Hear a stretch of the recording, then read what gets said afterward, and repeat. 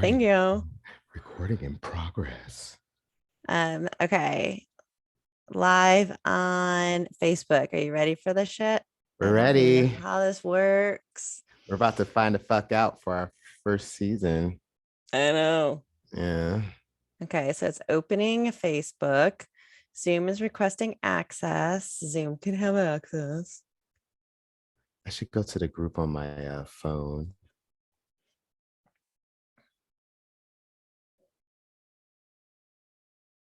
Okay, what's it doing? Oh, it's spinning. Of course it is. Who can see Zoom posts on your timeline? Everybody. It's public as fuck. Okay, crazy. All right. Yeah, Zoom, you can have access to Facebook. I'm allowing it. My God, it asked me 10 million times.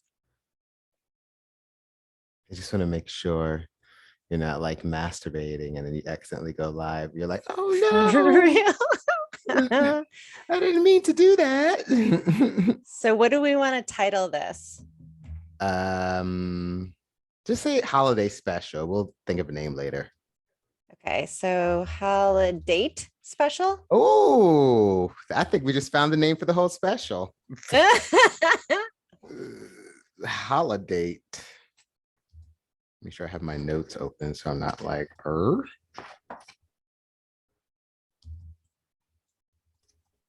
Okay, so I'm putting it as, because it's just going up on my personal one. So I'm putting it as Holidate special with Date Smarter, Sexier podcast.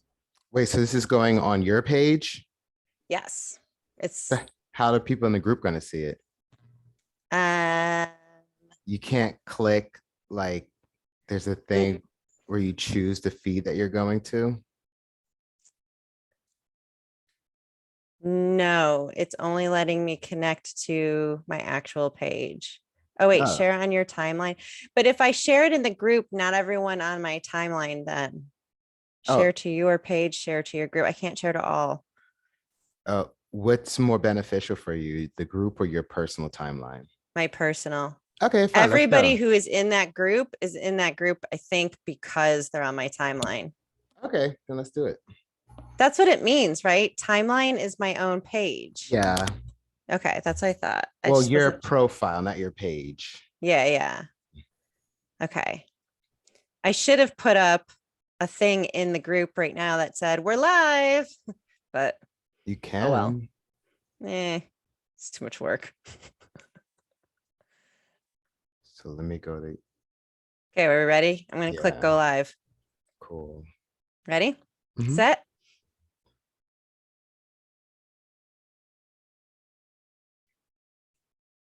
Preparing.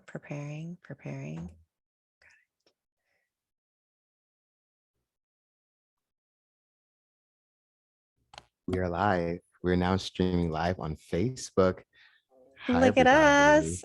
Look at us. We are like live and shit, right? We are moving up in the world. Yeah, because we want you guys to have. Actually, I'm looking at it right here on my little phone. I wonder if this is going to be distracting. I might have to turn this off for a hot second. I don't know. Anyway, well, welcome to the show, everybody. We're doing a special holiday episode for you because we are coming back at the end of the month in was it November the 28th, the weekend of Thanksgiving. We'll be back.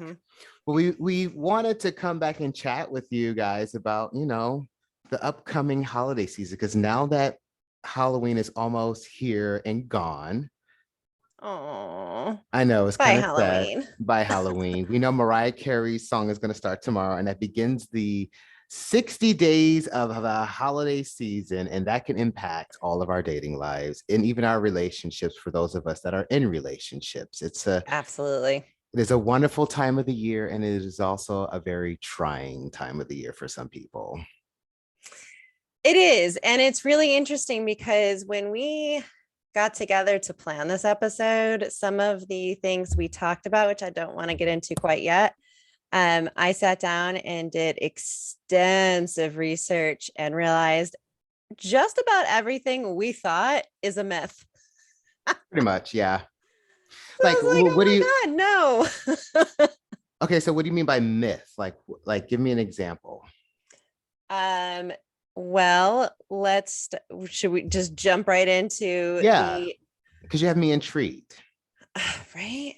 So we had talked about the fact that suicide rates go up at the holiday season, right? In Okay. winter. Yeah, Okay. that's a myth. That is 100% a big fat lie. Wait, really? I thought that was actually like a truth. I thought I always saw like on the news or people try to make it like these sad PSAs, call your loved ones, especially your single friends. They could be suicidal right now, especially during the holidays. Nope, nope, big Oh, fat myth. Found quite a few psychologists. I found a suicidologist. I didn't even know that was a thing. that's okay. A suicidologist. And she has so many studies. She wasn't the only one, but she was the only one that I found that is a suicidologist, which that's a thing. What exactly CD, is a suicidologist, though?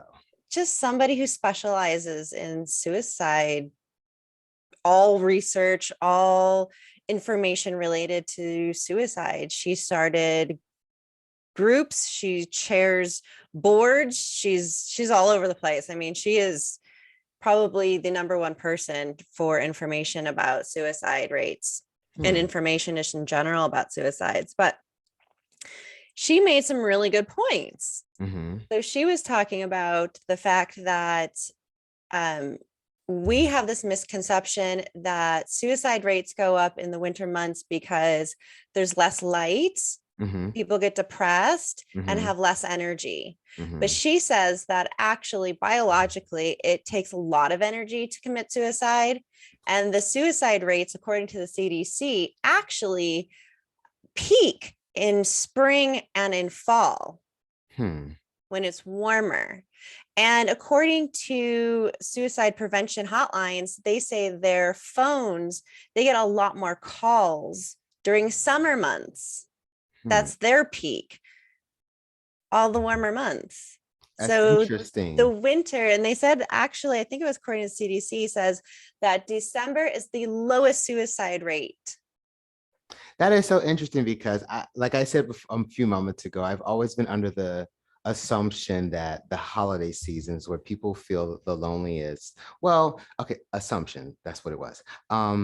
That they feel the loneliest because that's when you're starting to see all the commercials for like these families getting together. And then there's the inevitable car commercial with the big red bow where the partner is getting a car for Christmas and the person's like, oh my God, this is so great. And you're watching it as a single person or someone that doesn't have family. I feel like that can be overwhelming, coupled with the colder weather.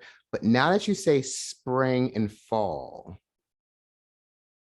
those are times where we're out a lot more Mhm. and we're a little bit more social. We might be showing more skin. So do you think that may correlate somehow to the two or? Well, according to the suicidologist that I found, Dr. Foreman, she talks about just the fact that the warmer months um, peak because, for one, you have more energy and you're starting to feel a little bit more alone. Oh, That because of the holidays, people feel a little bit more connected. to each other or just in general? I think a lot of it is to each other, but in general as well. Hmm. You're We have this idea that in the summer months we're socializing more. Mhm. And I know for my business, it drops a little bit in the summer months because people are out dating more Yeah. and they feel like they can kind of do it on their own. So like Yeah. my business kind of drops a little bit and then around holidays it peaks. So, but this is opposite. So it was a little bit mind blowing to think that we've been wrong. And she does say that movies have been kind of a culprit to that myth. And I couldn't believe it. So many articles out there talking about this great big myth of the suicide rate going up around the holidays. Yeah. I mean, this is a pretty serious topic. I don't want us to just make light of it. No, not at all. There are people dealing with serious depression. We've talked about that in the last season or season one, where we had an episode dedicated to depression. So this is a very serious matter, but there, movies and media does leave us with these assumptions that are actually not true. So then what is it about the holiday season sometimes that fills so many of us with dread? Like as a couple, you feel like you have to put on a show sometimes, and you go to holiday parties, whether it's Thanksgiving or the endless amount of Christmas parties, if you're lucky to get invited to some. And as a single person, I mean, just thinking back on the days when I was single, I was always thinking like, oh, it is getting colder out. It'll be so nice to have someone to, cuddle with, or, have Right. sex, and, get drunk, watch TV, yada, yada, yada, yada, yada, yada. Of So I course, of would think course. those like, so why do we feel this dread sometimes when it comes to the holiday season? I think a lot of it there's, for one, this misconception of loneliness equating suicide. Mm-hmm. And according to the CDC and Dr. Foreman, there's so much more to it, Hmm. which I don't want to get into now, just because I don't want to spiral down this depressing road of suicide. But just because someone experiences loneliness doesn't mean that they're suicidal. This is true. So there is a lot of loneliness as far as a lack of intimate partner, but there's other levels of connection happening during this time. Mm-hmm. You are having maybe more work parties, Mm-hmm. so office parties, and maybe you're getting together with office coworkers Mm-hmm. more, and with friends more, and with family more, and with all of the events that might be happening in your city around the holiday time. You're Mm-hmm. going to events, you're going out shopping, even if you don't like your family, You're you're seeing them. probably shopping for them at least. Yeah. You're distracted by so many other things. Mm. So even if you are feeling lonely and you're going home at night and you're like, gosh, I wish I really had someone to like cuddle with and curl up by the fire or on the couch and watch a movie with, some candles or some wine or popcorn or whatever in the heck it is you want to be doing with your partner. You're still being distracted by all the other events and all the other activities that are happening. And I think the reason why spring increases that suicide rate is because now you don't have that. Mm-hmm. Now you don't have that connection. Everyone's done with their holidays. Mm-hmm. Everyone's done having fun and going to events, and everyone's back to their normal lives. Mm-hmm. They're all back in their own. Yeah, exactly. Yeah. So it's like you kind of have to fend for yourself again. Right. Now, to pivot the conversation a little, I'm wearing like a little leopard shirt that I designed or whatever, but I know tomorrow, or what is it, Sunday, is going to be Halloween. And yesterday I did a solo trip to Disneyland, and I'm seeing all these sexy costumes for men and women, the kitty cat, the Mr. and Mrs. Incredible, the list goes on. Of course. What is it about Halloween that makes us all want to be like sexy? Why is Halloween selling sex so much sometimes? I mean, to be fair, well, probably not. As a woman, when you go to a Halloween store to find a costume and you're thinking, you know what, maybe I'll just be a nurse, or maybe I'll dress up as a witch, or maybe I'll dress up as whatever, a zombie. Okay. They're all sex. They're all selling sex. You should see these outfits. They're all very low cut. They're short. They're fitted. Oh, so it's based on what's available. Right. What you're saying. Or you make your own costume now, which a lot of people do. Which then turns into like this elaborate thing that's like, like a girl I saw yesterday had on like a hoop dress. And I'm like, okay, you're coming to Disneyland or the adventure park with a hoop dress on. What are you going to do? It's going to be really hard to get on a ride. On anything. Can't even sit down to have a snack. So I'm just like, what? Like, what's happening? What's going on? Anyway, so do you think there's a pressure to be sexy, like have sexy costumes? Because I know like in the gay world, We dress up in costumes for a Tuesday. You know, we'll put on our leather gear. Not everyone. I'm not making an assumption all gay people do this, but you know, put on your leather gear or put on whatever fetish wear. You know, it's all a costume. You know, to help you feel a certain way, to help you feel sexy. But it's just like this one time of the year, some of the most quiet and shy people really come out of themselves. Like people who are normally covered up, the breasts are out, or like the guns are out and all that stuff. It's not the summer anymore. It's kind of cold out. Well, like I just, it's interesting how this one holiday, besides every, like the summer is about the bathing suits, but this particular day is about being as freaky as possible. Do you think people get luckier and find more dates because of it, or does it Well, negatively impact people who are trying to get like legit dates? so Halloween, there's different facets to it. Let's start with the fact that people kind of come out of their shell a little bit and wear costumes that they normally wouldn't on any other occasion. One is because they're with friends, Uh-huh, and maybe for women especially, they're doing a group theme, which uh-huh, could very well happen. uh-huh. But also the fact that you have a mask, you have this other persona that you're kind of tapping into. Okay.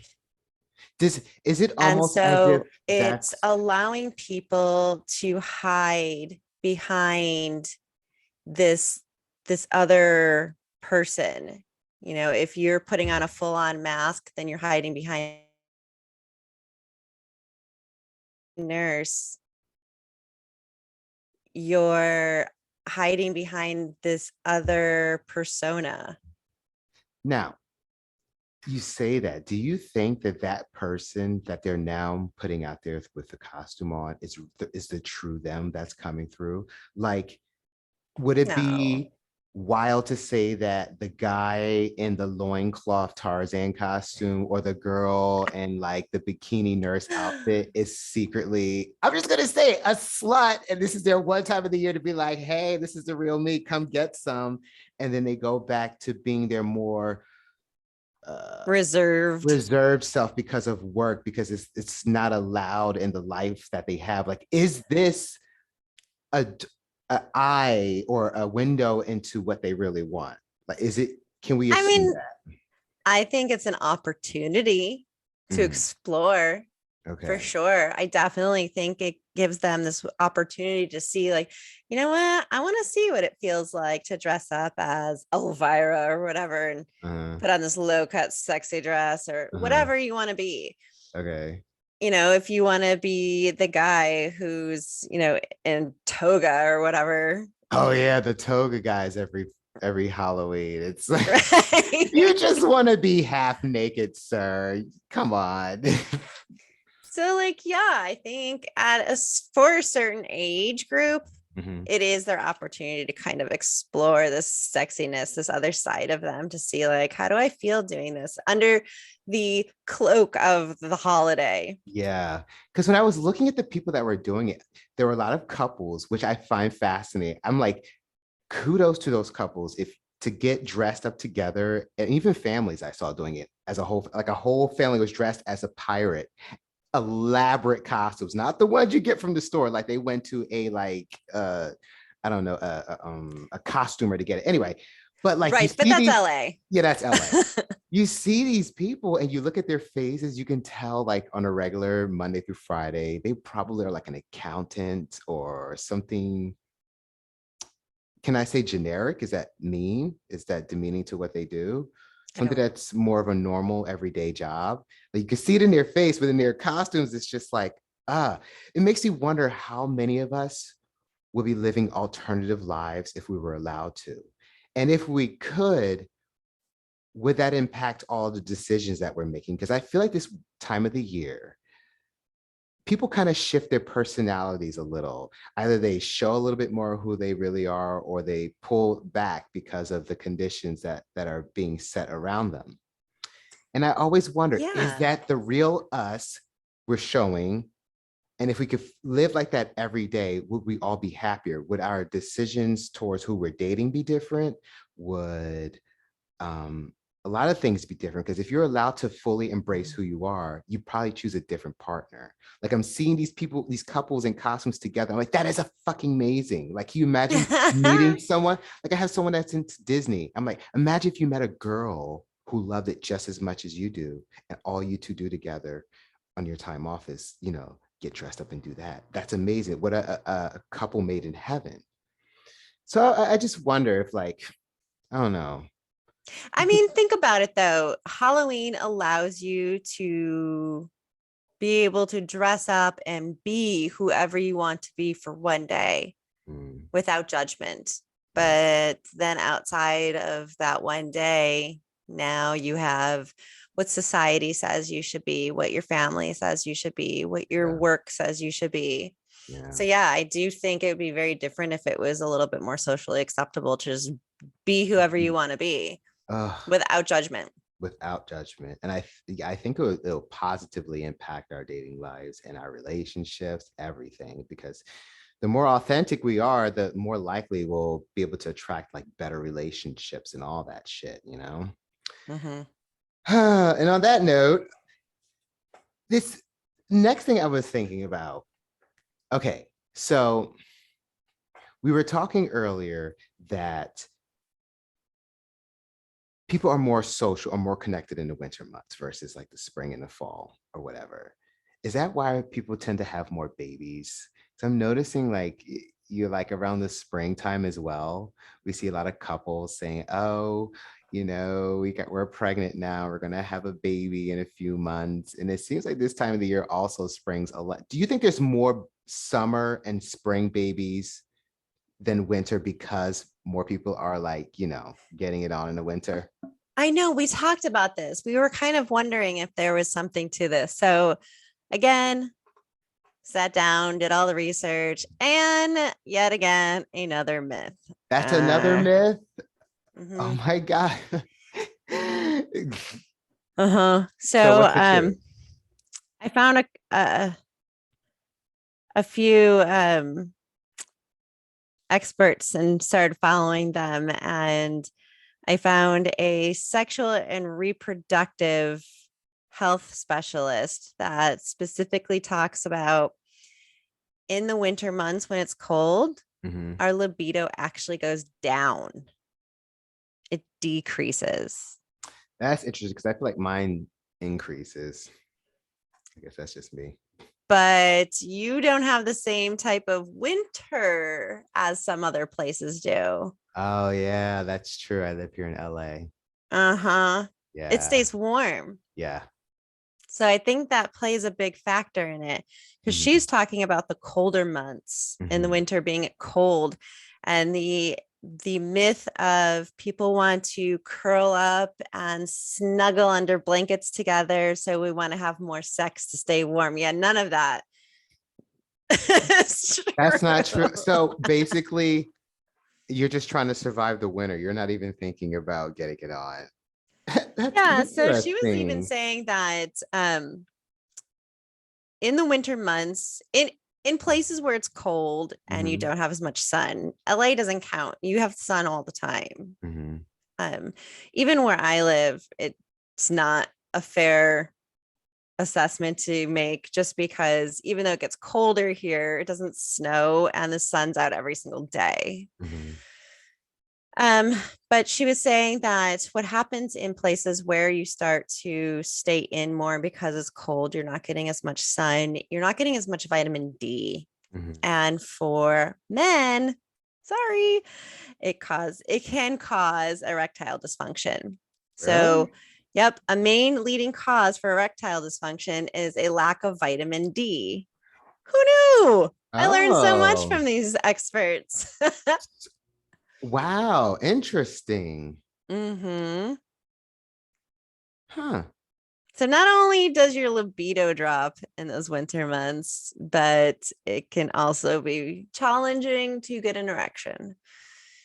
The sun affects so much of our lives. Not only It does it really affect does. like our moods, because I notice when it gets Hmm. a little cloudy here, I'm like depressed the whole damn day. I'm like very ominous. But then when it's sunny and I'm happy, I feel, alive, ready to do things. And, the sex drive is perfectly fine when it's a little Right. bit warmer out. That's that Then it's, seasonal effectiveness disorder. dang, vitamin D. Huh. Vitamin D, which makes me wonder, like, if there was something to the whole tanning salons. Like, I know, like, I didn't do any research about tanning salons, so I don't really know any of the ins and outs on that. So I would love to know if someone does know anything about them. But does it, first of all, are they really bad for you? Second of all, does it actually help Yeah. feeling like you've been exposed to some sunlight? Like, I don't know how any of that works. I don't know how they really work, but I know that's like a big marketing point for tanning salons, To get some extra vitamin D. for them to just help people feel rejuvenated during those winter months. Now, I don't know if it's a placebo effect. I don't Mhm, think it actually gives you any vitamin D. mhm. But again, like I said, I don't know a whole lot about tanning salons, but Yeah. I went to a tanning salon recently, not to get tanned, but for some but Hmm. for for red light therapy.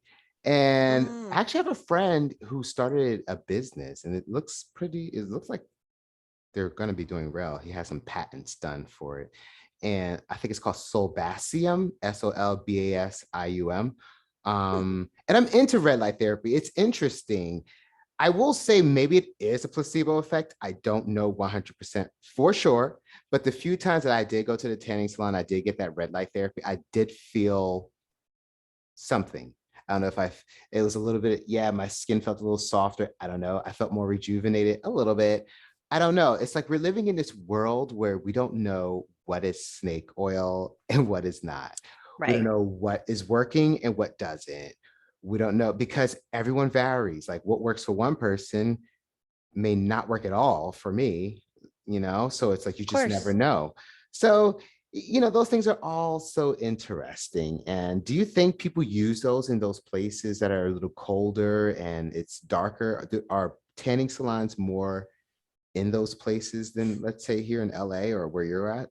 I grew up in upstate New York and winters were really rough. Hmm. And when I was in my early 20s, my friend and we used to go all the time Mm, and do the tanning beds. Now, thinking back to it, I'm just like, why did I do that? I liked feeling tan. I liked the warmth hmm, from the tanning bed. hmm. So it kind of mimicked the idea of feeling like I was in the sun and not looking so pale. Yeah. I feel like we all want to feel warm.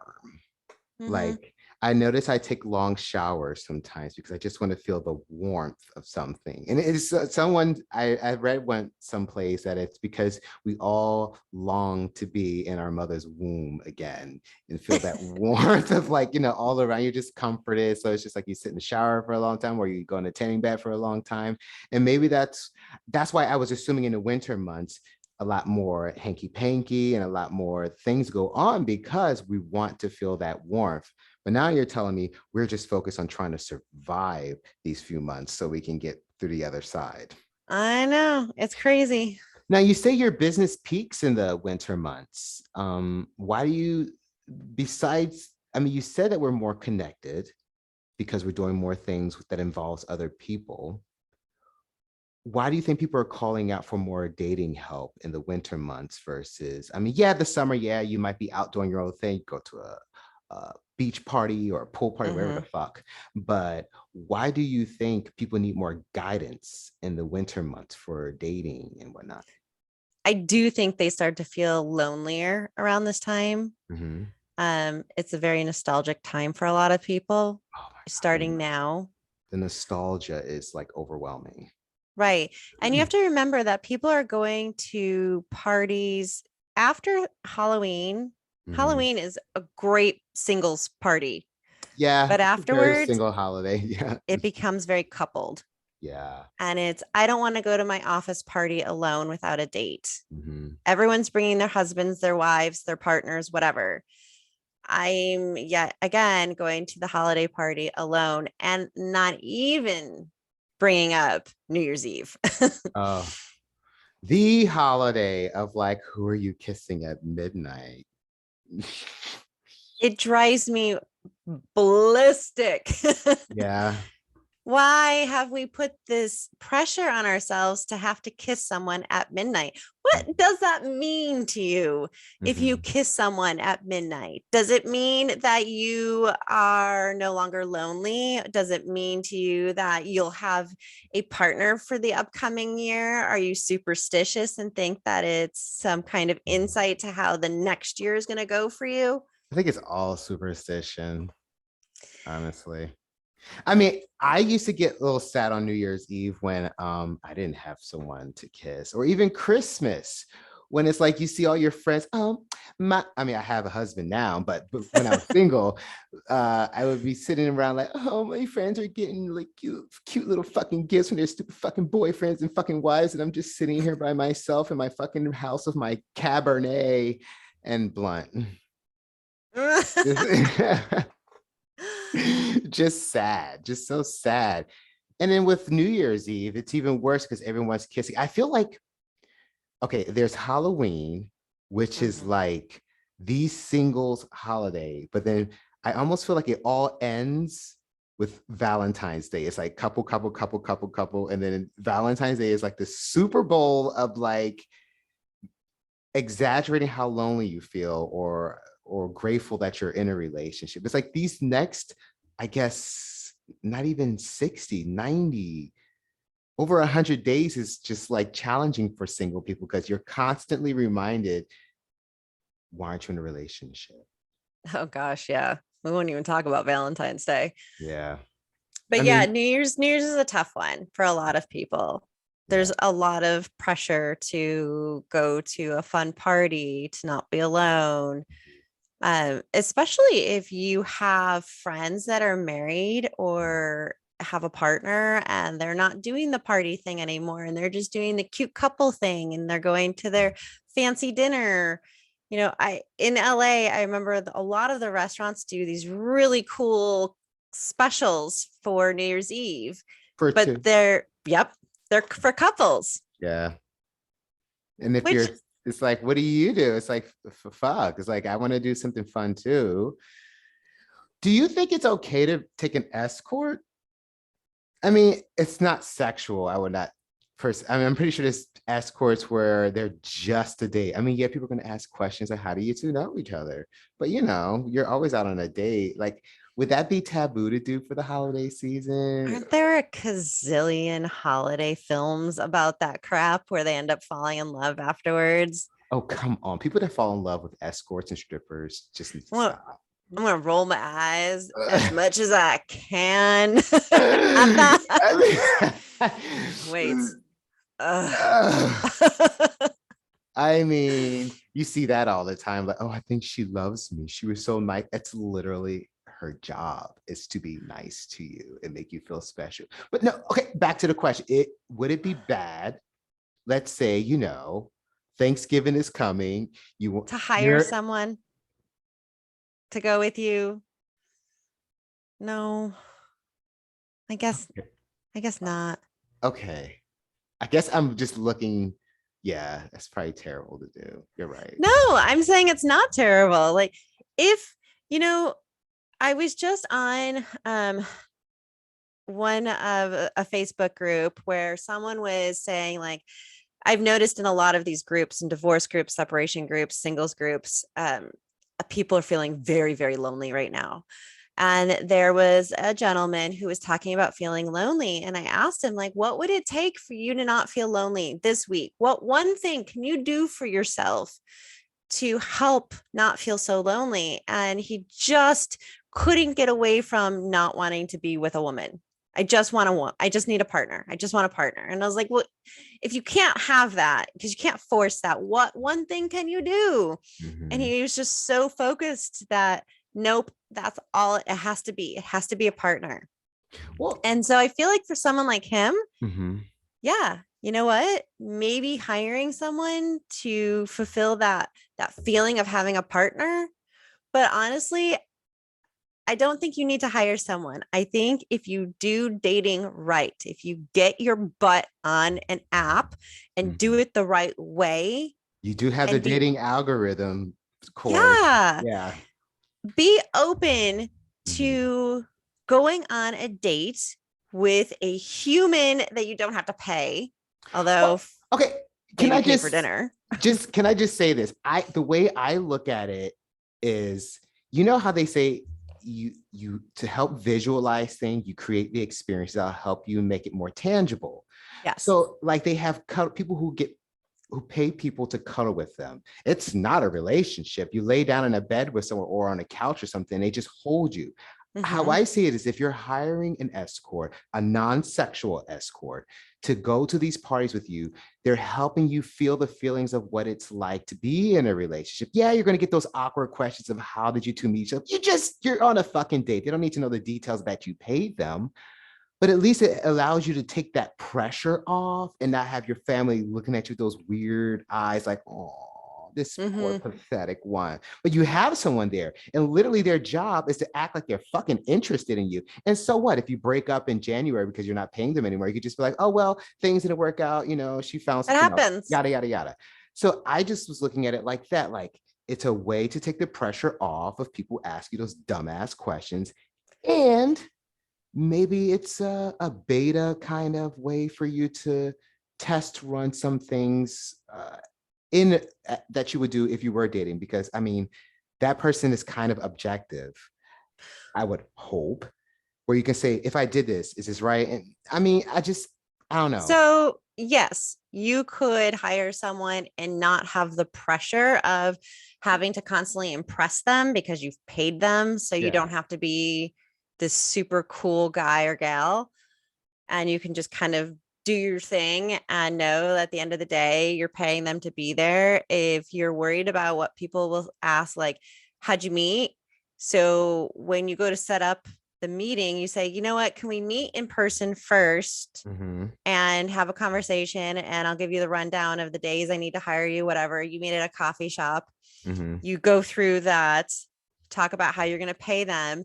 And Mm-hmm. then when people ask you, well, how'd you meet? Oh, we met at a coffee shop. Yeah.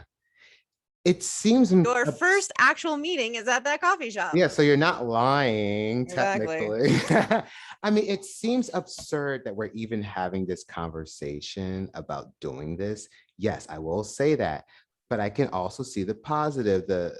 In some, like, for instance, I think, and this is a very taboo statement, I think sex workers should be legal work, because I think there are a lot of marriages between men and women, men and women, non-binary and non-binary, whatever relationship makeup it is, that are saved sometimes because of these outside forces allowing them to, I don't know, get the stress off or whatever the case may be, and then come back to their relationship. I'm not advocating for everyone to have like open relationships or all that kind of Right. stuff. But I do see the positive in being able to have someone that's objective from your relationship to maybe release some of this energy. There's nothing better than openly talking about this with your partner, of course. We all don't have that luxury, and sometimes that takes time, and sometimes those situations like escort, non-sexual, or a sex worker can help you slowly get to the point where you can talk about it with your partner, if your partner is okay with it, if that possibility is there. I mean, I don't know, I feel, I can't condone that one. no, I I don't know, absolutely I just, cannot condone that one. I well, don't you're a think, dating specialist, I'm looking at this much differently, I guess. I don't think trying to have, um, being in an open relationship is very challenging for people in general. It is a different beast to tackle if Mhm. you are in a heterosexual relationship. I can see that. There are expectations that I think gay and lesbian relationships have and communication styles, and it's just a different experience versus straight relationships. And unfortunately, it would be nice if people who were in heterosexual relationships could start becoming a little bit more open. I'm not saying you have to be open to an open relationship, but having those conversations. There's a lot of challenges to it, and we're going to talk about it in some of the episodes for season 2. We're going to talk about being in open relationships. Actually, we're going to call them a non-monogamous, ethical non-monogamy is what we're going for. But in order to do that, you have to have a level of communication and a level of trust that is well beyond what most couples have. And if you are looking to improve your relationship because of whatever reasons, it's probably not the right direction to go. Either getting a coach or getting a therapist is probably a healthier way to figure out what you need. Now, is it that you need to bring someone else into the relationship? Might be, but first find out what it is, because a lot of times when we think one solution might be the answer, it's because there's an underlying problem that's much deeper and much bigger, and we didn't even realize like that's where this issue is coming from. And maybe it's not actually sex related. I do wonder that sometimes, like, as much as I advocate for, sex workers and different kinds of career choices that are kind of taboo, because I think, people want it, just make it safer for them to fucking get it. That's all that's really important, and just less dangerous for those involved. But yeah, I can see your point in all of that. Yeah. So it's just a matter of being cautious with that. But we got so sidetracked. No, I think it's cool. We've been talking about so much in this episode. Is there any other myths that you like research that you wanted to share with us? Because I was slightly blown by the erectile dysfunction one. Who would have thought the sun affects even your dick? I mean, and that's from a male perspective. I mean, everything I say is literally from like, But think about it. Like, I know when I lived in England, I didn't realize I wasn't getting as much sun exposure. So I wasn't getting as much vitamin D. And the doctor there put me on a huge vitamin D regimen. And I was just like, wow, this is so much vitamin D. But it was affecting everything. My hair stopped growing, my nails stopped growing, my skin wasn't as nice.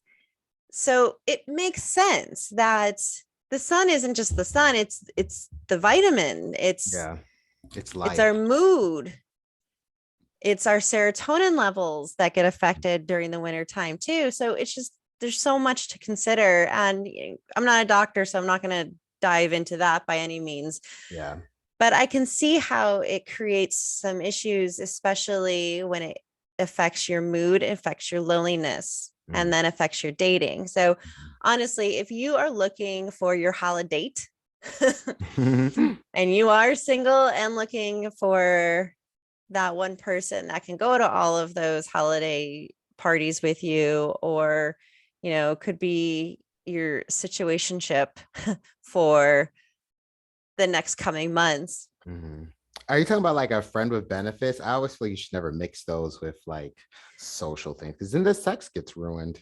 No, a situationship is a little bit different. I don't usually suggest those are great to get into, because usually one person doesn't realize they're in it. Exactly. It's a mess. It's a messy situation. Friends with benefits is messy, but go ahead. It can be very messy.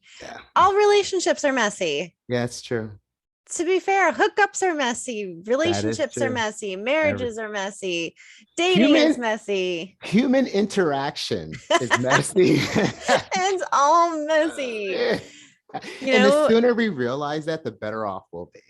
Yeah, we just have to remember that we don't communicate at the same level as everyone else. And I'm not saying that, I can't tell you how many times I hear, I'm a really good communicator, or I want a partner who's a really good communicator. Exactly. Same face. Yeah. It's usually the opposite of, I've learned in life that whatever someone is saying and proclaiming, like with exclamation, like it's the opposite.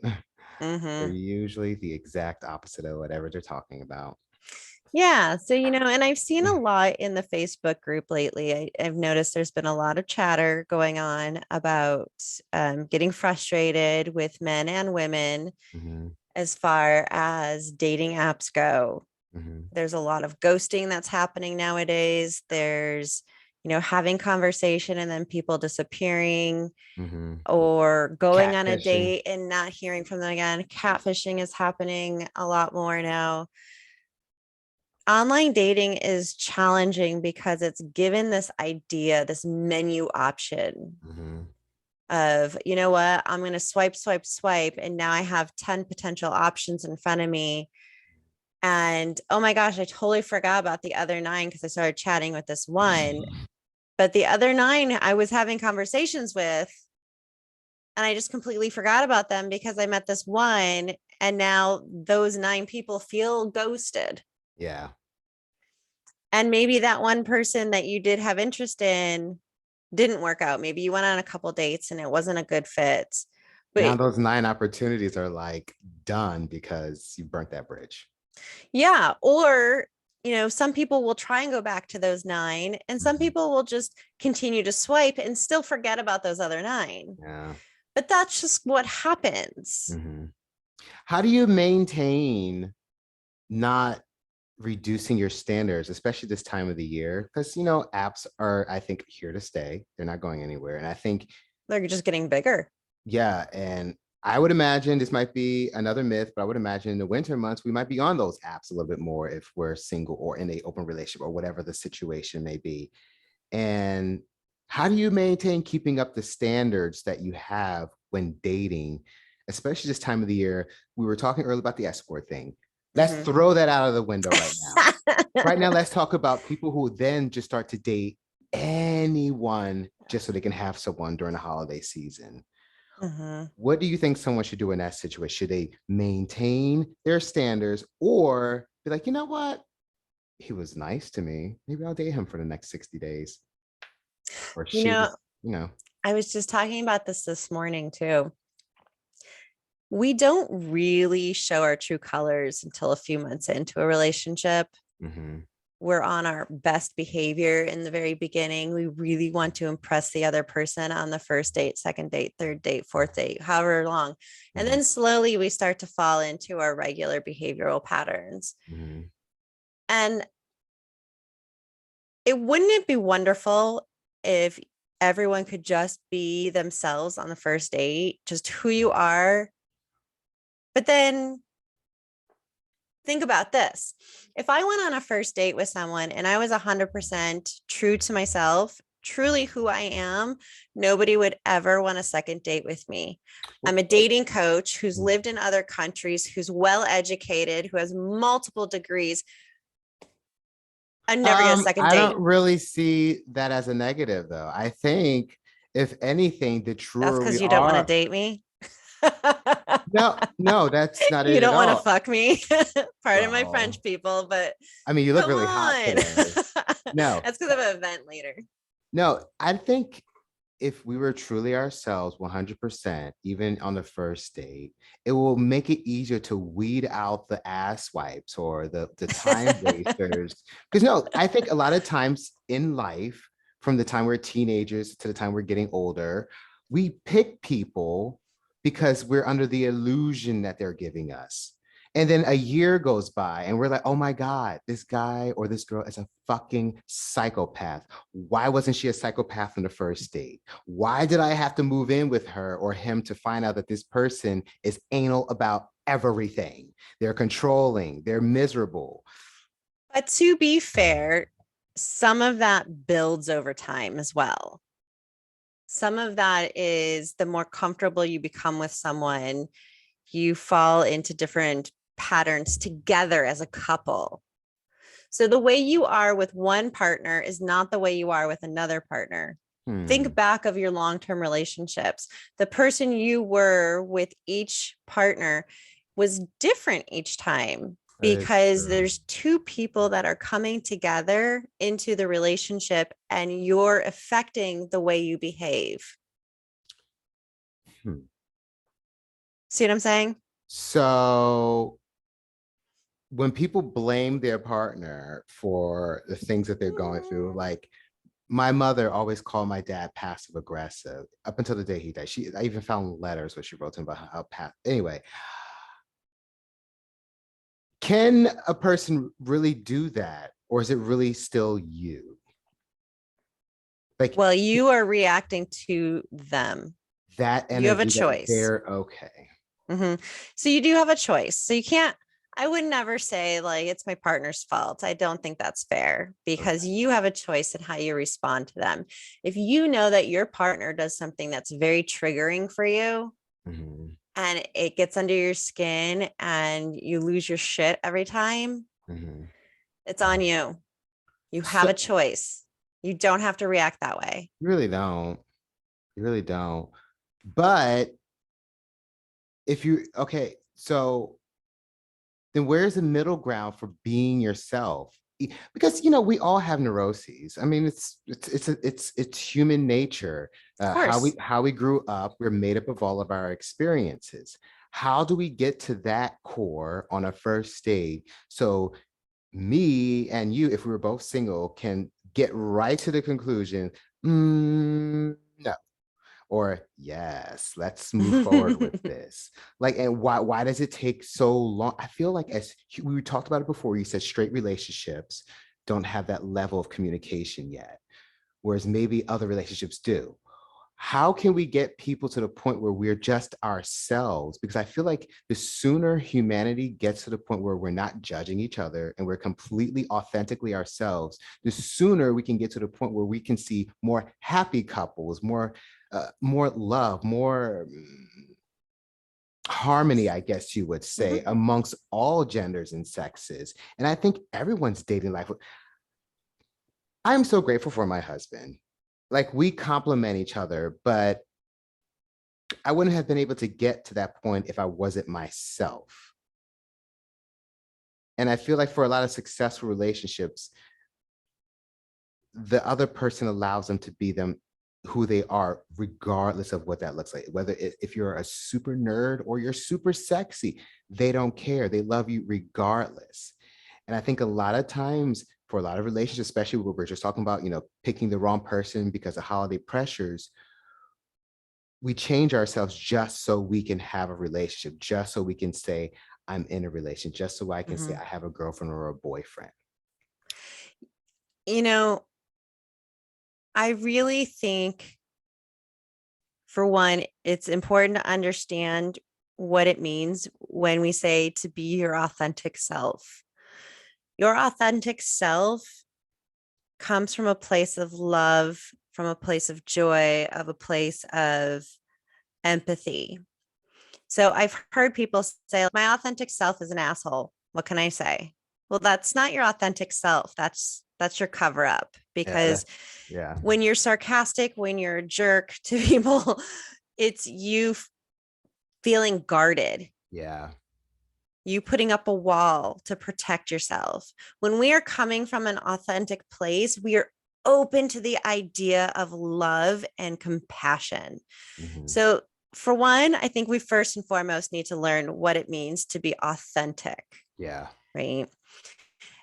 And then when we can show up to a first date and be authentic, it also means we are not there for our own purposes. We want to actually get to know another person. Mhm. So I think one of the biggest problems is we go into a first date with, what am I going to get from this? Am Mm. I going to find my match? Me, me, Me, me, me, me. me. I'm looking Yeah. for my things. I'm listening for my standards, my expectations to be met Mm. instead of showing up for somebody else. Imagine if that you and that other person showed up to a first date with the mindset of, I'm showing up for you. I want to explore what you are about. Mhm.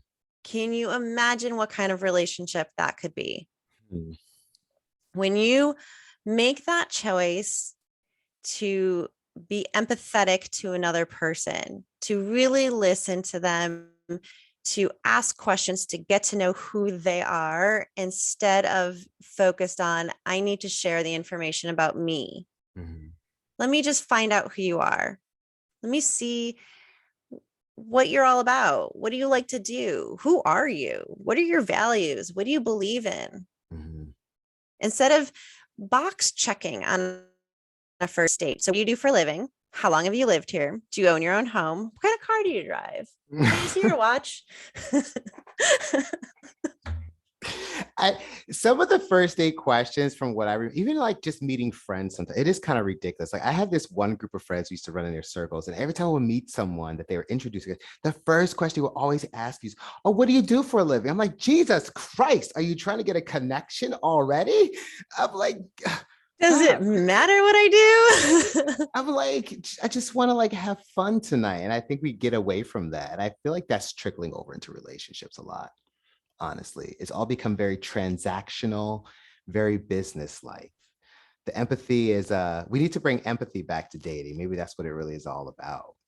So even in these holiday months where things are going to become more intense for single people for the next, I guess, 3.5 months, but even with couples, the pressure to look successful and happy, I think all of us just need to have more empathy for each other, whether we're single, in a relationship, in a monogamous relationship, in an open relationship, in a polyamorous, whatever. Just like chill the fuck out, let people do whatever the hell they want to do. And let's just take all this pressure away from ourselves around this time of the year and the rest of the year as well. Stop judging other couples, first of all, Yeah. right? We just need to stop judging in general. I know we're going to. We're humans. It's what we do. Society does it. Yeah. Gotta Media, size each social other up. media. Mm-hmm. Yeah, absolutely. But when you are looking to either get into a relationship around this time of year, or you're trying to improve your relationship, or not let your relationship be a victim of family drama, Yeah. which can happen a lot. I Yeah. get it. I understand. You go to these family get togethers and Will ex- pry.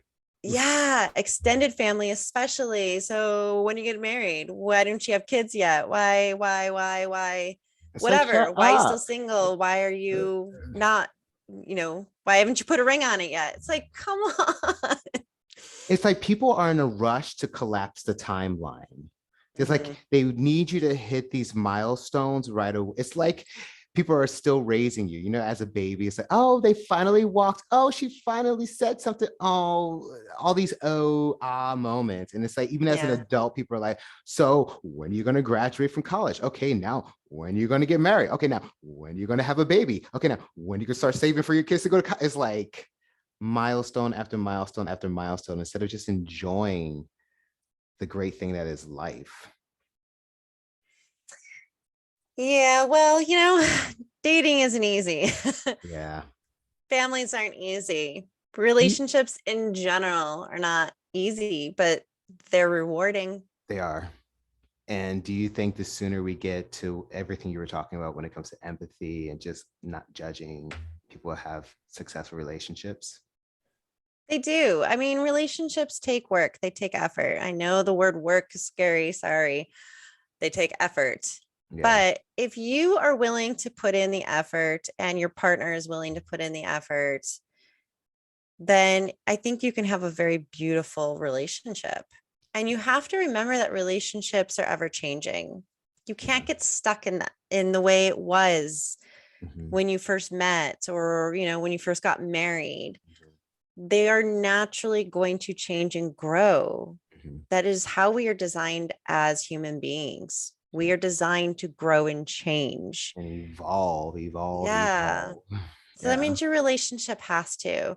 Yeah. And it doesn't mean that you have to grow apart. You can grow together. Even if your partner gets interested in a new activity and you're thinking, oh my gosh, I don't like that activity. I'm going to lose this person. You're not going to lose them.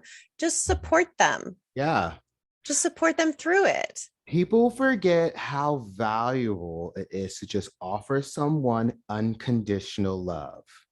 Like my dad, I said some absurd things to him when he was alive, as a teenager and as a child. And he will always be like, uh-huh, son, whatever you want. Just him saying that, to this day, it still lives with me, because out of everyone in my life, my dad was my biggest supporter. And even my husband, I come with these wild ideas sometimes. He said, okay, let's see where that goes. And I think in any relationship, whether it's your best friend, your parents, your kids, your grandparents, your cut, whatever, you just want to be supported unconditionally, no matter what decisions you make outside of illegal decisions. They're behind you. So, go for it. Let's see where this goes. And it's more important in relationships, especially when it comes to like dating and, just coupling. You have to allow the person to just do whatever the fuck they want to do within reason. Right. Yeah, within reason. Yeah. It's just like not everything. Some stuff you have to be like, okay, I think we might have to separate. Right. Yeah. But yes, support is very important. Unconditional love means you support them in their dreams, in their goals, in their ambitions in life. I hear a lot of times where couples will say, she stopped supporting me. I want to come up with a new business idea, and she's just getting on me about how I'm going to make this work. Now, it doesn't mean you have to say, it's okay if we go broke following your dreams. That's not what I'm saying. I'm saying there are ways to support your partner to say, look, I want to support you. I think this is a great idea. What can we do together to make sure that this is successful? Yeah. And let's do this together. What do you need from me to support you? Both ways. It's not just, men, women, doesn't matter. Yeah. But to say to your partner, I want to support you. I want to be your biggest cheerleader. I want to be your biggest fan. Yeah. Because at the end of the day, no matter what you are doing, your partner should be your number one fan. Pretty much. And if they're not, you're doing something wrong. And by something wrong, I meant you chose the wrong person. Yeah, maybe it's just not a good fit anymore. Who knows? Yeah. Yeah. Who knows what's going on? There's so much to a relationship, but I really want people to look at the holiday time as a time to celebrate, to be connected to other people, especially right now. We are still in the middle of this pandemic and whatever you want to call it anymore. I don't even know. I don't even know. I'm just like, what's happening? What am I allowed to do now? What am I not allowed to do? Okay, cool. So I know that it's been a lot of pressure. It's been a year and a half, almost 2 years now, of feeling disconnected from people. And now we're going into the second holiday season of being in this pandemic. And the loneliness is just full force right now. Yeah. So if you're feeling lonely, I want you to reach out to someone. I don't care who you're reaching out to, just reach out to someone. Reach out to a coworker, reach out to a friend, a family member, reach out to a hotline, reach out to people on Facebook. Yeah. But I just see so many people posting about feeling lonely right now. And it really breaks my heart to know that people are feeling that lonely. Yeah. I don't want people to feel lonely. And I know I can't solve all the problems of loneliness, but at the same time, please just reach out to people. This is the time where we need to show connection, show love, show empathy towards other people. Be reminded it's the season of giving, not taking. So exactly. Give your time, lend an ear to someone. It doesn't mean you have to financially give to people, but be of service to someone. Yes. Pay it forward somehow. Yes. And on that note, thank you for joining us for this wonderful Holidate special. We're so cliche. Yeah, we love it though. We love the cheese. When we're like naming our shows, we're like, oh, this sounds cheesy. Let's go for it. I know. It's so fun. Yeah. Well, Andrea, it's been good chatting with you. We'll be seeing all of you. Well, actually, no, November 28th. Yeah. Yep. November 28th. We'll be back for season 2. It's going to be a really exciting season, and I cannot wait to share it with everyone. Yes. We love you all. Happy holidays, and we will see you all soon. See you soon.